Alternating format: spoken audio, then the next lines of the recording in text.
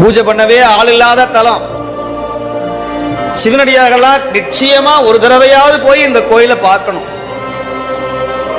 நான் அடிக்கடி சொல்றது உண்டு, எல்லாரும் திருவண்ணாமலை போறீங்க, திருவாரூர் கூட யாரும் போறது இல்லை, சிதம்பரம் போறோம். ஆனா இந்த மாதிரி தலங்களுக்கு ஒரு தல யாத்திரையா போகணும். நாட்டியத்தான்குடி, கொண்டீச்சரம், சிறுகுடி, இதெல்லாம் ரொம்ப ரொம்ப கஷ்டமான கோயில். இப்பதான் கொஞ்ச காலமா நம்முடைய தர்மயாத்திரை குருமணிகள் வந்த காலத்துல அப்புறம் தான் கொஞ்சம் நிறைய திருப்பணிகள் செய்யப்பட்டு இந்த கோயில்கள்லாம்.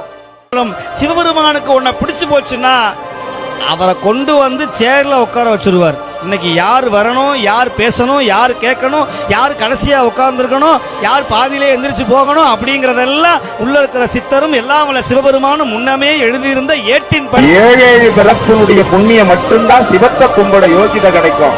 அந்த புண்ணியம் எங்களுக்கு கிடைச்சிருச்சு. வணங்க காரணம் என்ன கொண்டாடுது அந்த சிவம். நான் என்ன தப்பு பண்ணாலும் கடந்து தெரியாத பண்ணுது. எனக்கு முன்கூட்டியே என் பின்னாடி தொடர்ந்து வந்து எனக்கு என்னெல்லாம் செய்யணுமோ அது போல என்னை பாதுகாத்துக்கிட்டு இருக்க அந்த சிவத்தை நாங்க உயர்வா பிடிக்கிறதுக்கு வேற காரணமே தேவையில்லை. சிவனோடு ஒக்கும் தெய்வம் அவனோடு ஒப்ப உவனமே கடந்து பொன்னொலி மின்னும்.